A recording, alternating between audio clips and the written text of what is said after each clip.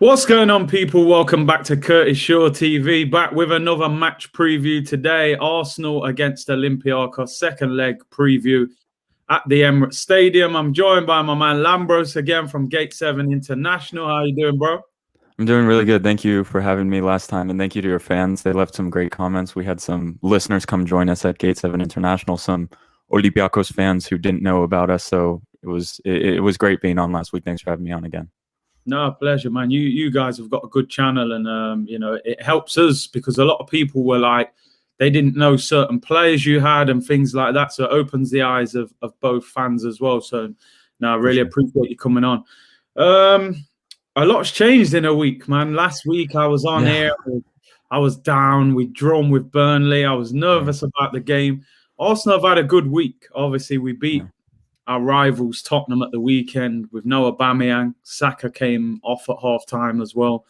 And obviously, we had the great result against you guys last Thursday. What was the general feeling from Olympiacos about that game against Arsenal? It's tough to say, because I think everyone was disappointed, really disappointed, I should say. But there was this kind of sense in the air like, well, what were we supposed to do? We threw Jan and Villa, our best midfielder, into the center back position 30 minutes before the game. So two of the goals, the Odegaard goal and the El Nene goal, it was just like a walk through the midfield. And a lot of people are asking us, how did that happen? Well, our best defensive midfielder had to drop into center back position. He would usually be there and be marking people. So it was really disappointing, but it was sort of expected, when you don't have a healthy center back. Again, Socrates is injured as well. He has the nagging injury. So disappointed, but understandable, I guess, would be what the reaction was from our end for sure. See, I didn't even realize that Villa played at centre back then. I thought he was just playing defensive midfield. So because I remember you saying Socrates and someone else were expected to play. Ousseynou Ba was named in the starting 11, but when he went out for training, he just couldn't do it. He couldn't go. They gave him injections and he couldn't do it. So he got scratched. They brought in the winger Yorgos Masouras, who missed the David Luiz gift. I don't know if you remember that, where he could have passed it to El Arabi and it would have. So a lot of people were mad at him, but he came in for Ba. And the disappointing thing was we played a formation too that we just don't play really. It was almost like a 4-4-2, and the positioning was off. Your guys' fullbacks were getting so much, so it was just really disappointing on our end because it's like we made it all this way. This is our chance to showcase to a large set of fans, and it's just like we didn't have the personnel to show what this team is really made of. So it was just disappointing, I would say. But Ba is supposedly going to be healthy for Thursday, tomorrow night, I should say. So maybe there's some hope. We'll see. It's crazy because watching that game, I'll be honest, and obviously I saw Olympiacos up close last year at the Emirates going to the game.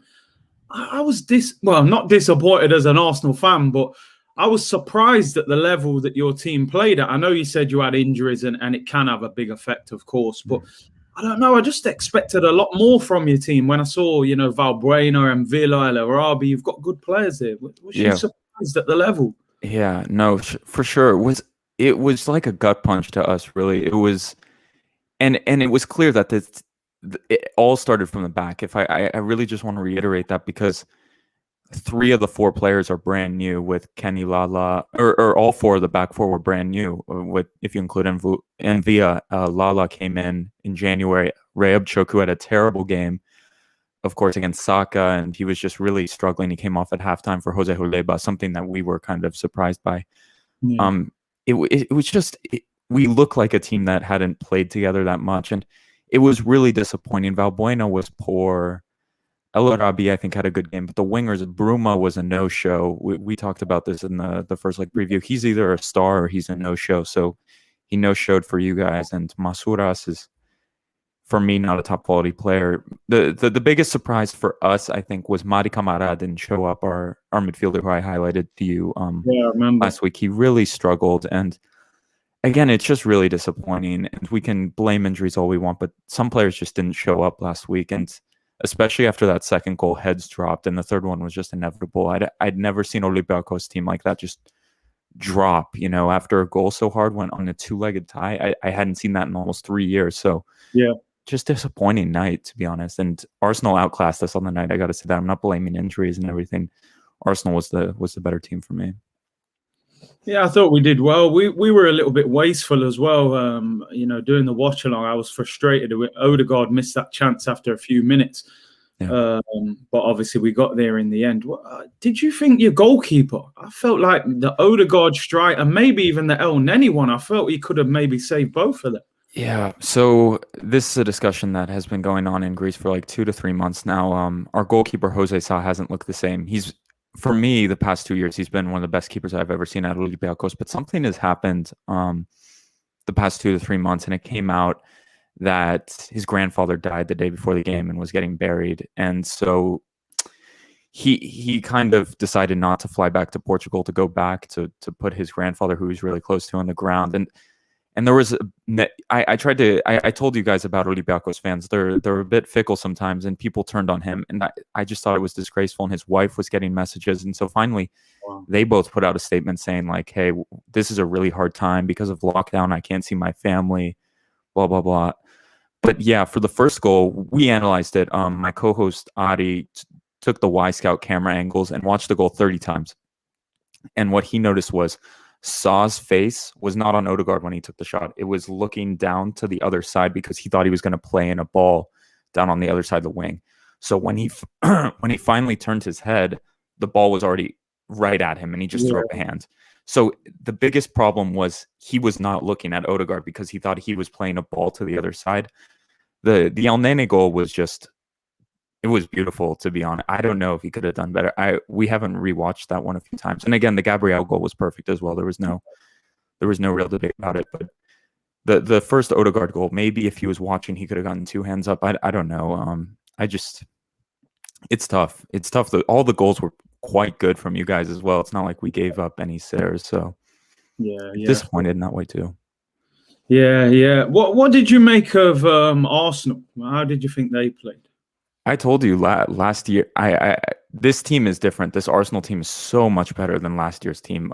Mesut was never going to score that Odegaard goal. I've never seen him hit a ball that hard. And the wing play and the wing backs, even Hector Bellerin, we have to say, had a pretty good game, I thought. I don't know what you guys thought as Arsenal fans, but I thought he played well. I was like, oh, this could be the weak link. Nope, was not the weak link.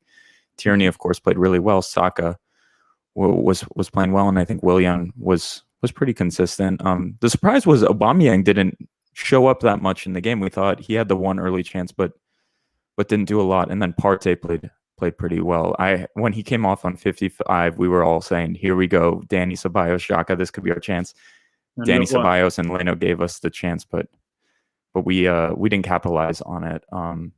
But overall, I just want to reiterate, like I said in the last show, I just don't know how this Arsenal team is not higher up in the table. They're so talented. You guys, to the Olympiacos listeners, like, it's going to be a miracle tomorrow if we can go through. And I put you guys as favorites. The team we watched yesterday, and then I watched the North London derby. Like, this is a good team. You guys played really well the week. No, we did. Listen, a lot of Arsenal fans are saying, we're through. Let's play a different team. This, that, the other. I'm like, listen, the way our season has gone in the league, we can't take anything for granted. I think the first goal in this game will decide the direction. If we score first, I would say, I think you're done. If you score first, then it's game on there, really. So I think we have to be very careful how we approach this game.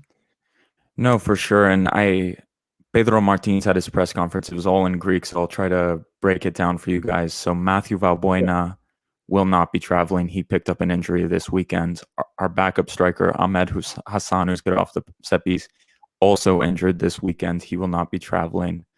But who will be traveling is Usain Uba. He will be. Martin says he is available. So having a back line of 2 center backs will be fantastic for us. And young Greek international Marios Vrusai, who is my favorite winger on our team, will be traveling, which was out of left field. So he will be available. So going into the game, I think we're going to roll with a 4-3-3, which we wanted to play with in the first game, really. And to be honest, the game may have been different if we did play with that. And I think Usain Uba will play, Socrates will play, of course, Lala, Reabchuk, and then the midfield of Envia, Bouchalakis, Kamara, and then it's going to be Bruma, Fortunis, and El Arabi.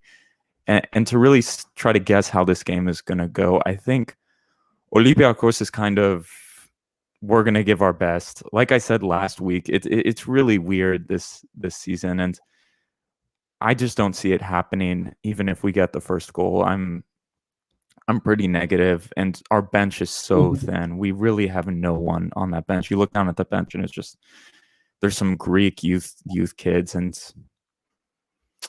like a few mediocre wingers. So it's really difficult for us. I don't want to just kind of say it's over, but it's I'm looking at it and it looks very difficult. I, of course, have some faith we can do it, but it's difficult on our end. Yeah. No, I have to admit, I feel more confident having the 2-goal lead than the 1-goal lead last year. Obviously, 3 away goals as well. But then when you look back at that first game, you know, like you said, the chance where he could have passed it to El Arabi, you look at the one, I think Bellerin cleared one that El Arabi hit and it deflected wide. Exactly. Obviously, the goal as well. So, you know, it's fine margins in the game, really, when you look back at it. Exactly. Your point is really, really well taken. My co-host ran the XG data, and it was almost 0.8 to 0.9. So it was really close. When I don't know if some people really don't like the X goal thing, but just take it with a grain of salt, as they say. So it was a close game, and like, let's say Masuras passes to El Arabi and we score that goal. Let's say again, I don't remember if you remember that Bruma chance. He could have slid in El Arabi again. The Greek media really hit hard on that.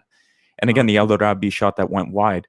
And a lot of Olympiacos fans have been saying, like, if there were fans, maybe that would have been a different night, because we got that goal and, you know, the temperature picks up. Because to be honest, we got through the first wave. I think the first 20 minutes, everyone was trying to find their legs. Like, Dion Envia is no longer in the midfield. He's back there. He has no idea what he's doing at center back. And you guys were just coming wave after wave. And after that Aubameyang shot went onto the post, it was like, okay, maybe we've gotten out of this alive. They figured it out, but Odegaard with the wonder strike kind of did us in. Yeah. Do you know what a player I wanted to ask you about? I know he doesn't play for Olympiacos, but do you know much about Mavropanos, who obviously he's been called up now for the Greek national team? A lot of Arsenal fans, there's a lot of talk saying that he's improved so much at Stuttgart that he should come back to Arsenal. I just wondered if you knew much about him. Yeah, so it's an interesting case, because when he got bought by Arsenal, Olympiacos was the other team who was going in for him. We tried to buy him. Of course, he was playing at a low-tier Greek team. Yeah. And he was always seen as like a big prospect. Wenger gave him the chance. Your fans remember it well. In Manchester United, I think he played a fantastic game. Yeah. And what we've been reading in Greece is he's been fantastic. He's been playing great. He's been playing in a 5 at the back or 3 at the back, I guess you could say. And he's been on the right side of that, I believe. And his passing is good. He has some of the best defensive metrics in the Bundesliga that we've read, from interceptions to passing to duels won, defensive duels, aerial duels won. So we're quite excited. We're going to see him next week, and maybe I'll shoot you a message kind of explaining what we see, because he's going to be playing against Spain probably next week. And if he plays, I'll definitely shoot a message. I haven't seen a ton of his games, but I've been reading the statistics, and a lot of Greek fans are excited, and a lot of Arsenal fans should be excited, because this guy could be really good. I think if he can stay healthy, that's the big key, right? That's the big key for him. If he can stay healthy, he can be really good. Yeah, I hope so, because, you know, that right side centre half position is a bit of a problem area for Arsenal. Yeah. Obviously, Saliba out on loan as well, but this Mavropanos, and he's a big guy as well. I remember watching, very big and quite quick as well for the size of him. So yeah, what are you thinking going into this game then? Obviously, you say you've got one of your centre backs back. Jan and Villa then can go into the middle. Obviously, you said Valbuena's out, which is a blow, but I think you took him off in the first game, didn't you? So, yeah, we brought Fortunis on, who, for me, I don't want to bring you guys into Greek football debate or Olympiacos debate, is whether it's time for Matthew Valbuena to hit the door. He's going to be 36, 37 years old, and he's blocking the way for younger players. You know, that's kind of the debate going on. And he's blocking the way of Kostas Fortunis, who for me is still the best Greek footballer.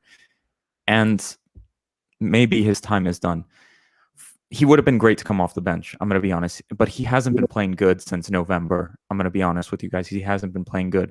Fortunis for me is the better player at this moment. I think most Olympiacos fans will agree. So is it a miss? Of course it is, because it's an option off the bench or an option from the very get-go. But Kostas Fortunis for me is the better option. And a lot of the media criticism has been, why isn't Fortunis starting for Pedro Martins? And yeah, I guess going over what I see for this game, I see if I can see a healthy Olympiacos team, I think we're going to keep it tight. And, you know, if we can, it's going to be like last year. I don't want to scare you guys and say, like, we're going to win, but it's going to be like last year. We're going to keep it tight. Yeah. And we're going to try to score off a set piece or score something in the first half. And then it's all to play for it. So even if you guys score one goal, we have to, it's three for Olympiacos this whole game. So it's really not just go attack from the get-go. Maybe get one in the first half, and then let's figure it out. And if you guys score, we still have a little bit of leeway. It's still 3, you know, until you score the second one. So I think Olympiacos is going to give you guys a good game. I'm not going to lie about that. I think the first leg showed that you guys can give up some stupid chances without really Olympiacos doing much. And most of our chances were stupid mistakes from you guys. No offense to your team, they seem to do that quite a bit. Used to. Yeah, and so we're really just like, let's see if they give us one of these stupid mistakes in the first half, and if they do, it's all to play for. You know, we believe in our team, and we'll see what they can do. There is an element like this will be a miracle if we go through, but it's kind of like, screw it, guys. Let's go and see what we can do. You know.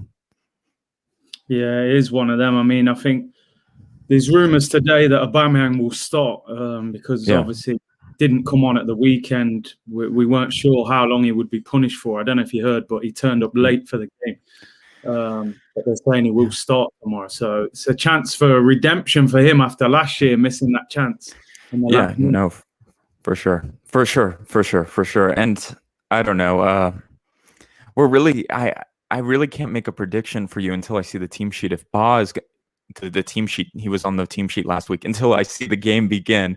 Because if Ba's in the team, that's the Olympiacos we know and love. It's going to be a 4-3-3, and it's going to be the best lineup we probably have, minus Valbuena. So it's going to be a more honest reflection this game if Ba can play, in my opinion. I know we're going to be on the road. I know it's a steep hill, but I think we're going to show you guys a little bit more. And I was really disappointed. And as you hit on, it was a bit disappointing from Olympiacos in that first leg. And I really hope that we show a better face of ourselves, because I know we're so much better than that. And I think the players know that as well. And I just hope they show up tomorrow for sure.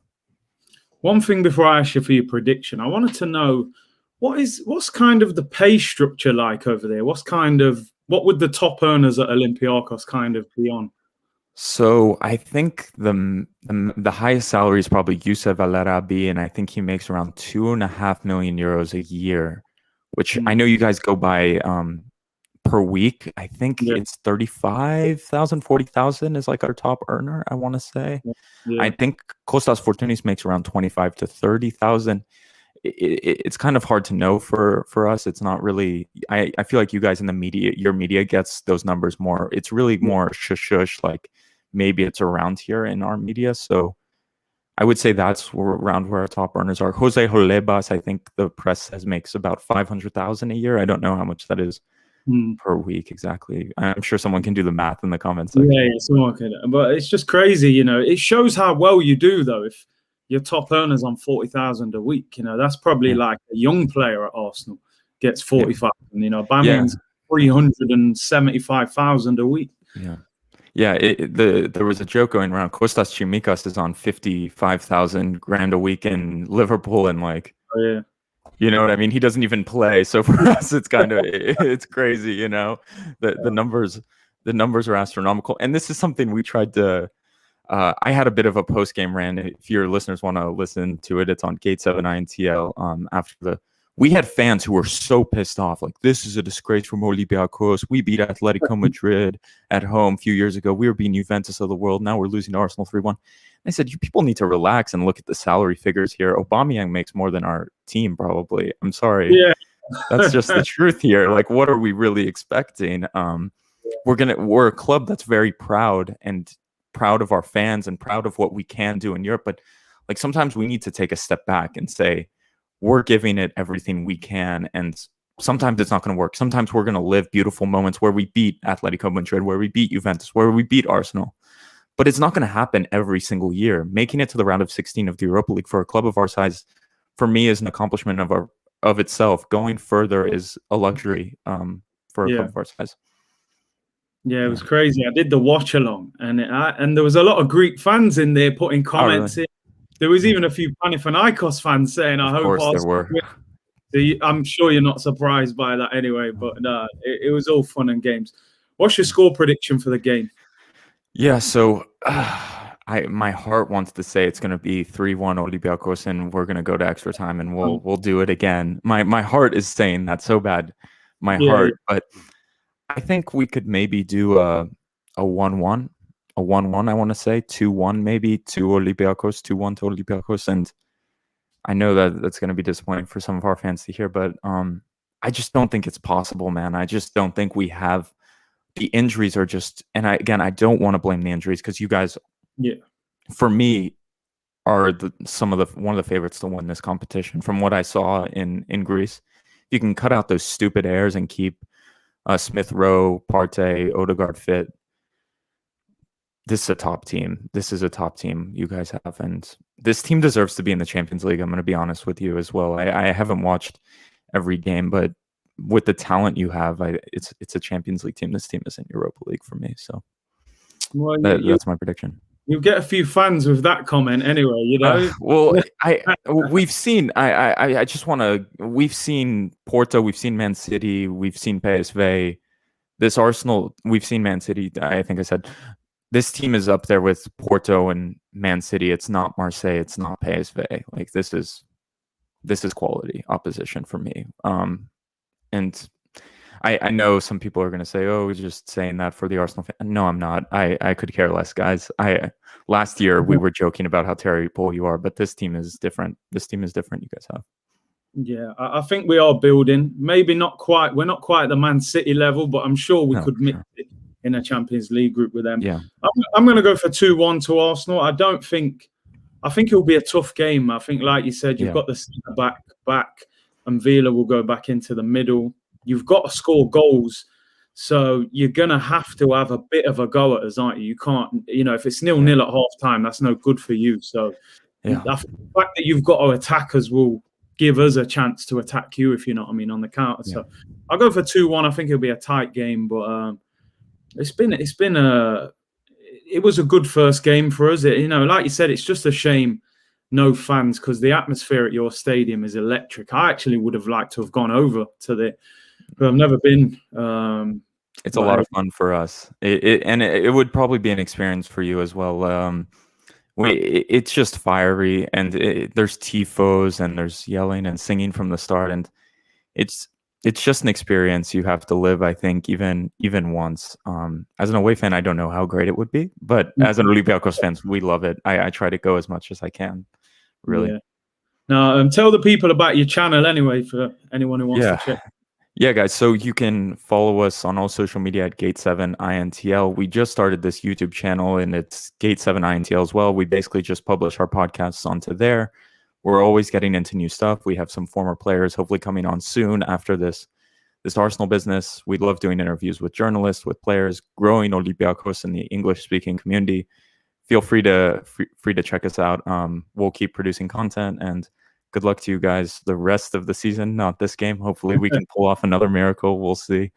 I appreciate you coming on, bro. We'll talk after the game anyway. We'll talk again. But go and check out his channel, and make sure you smash a like on the video, and I'll be back next time.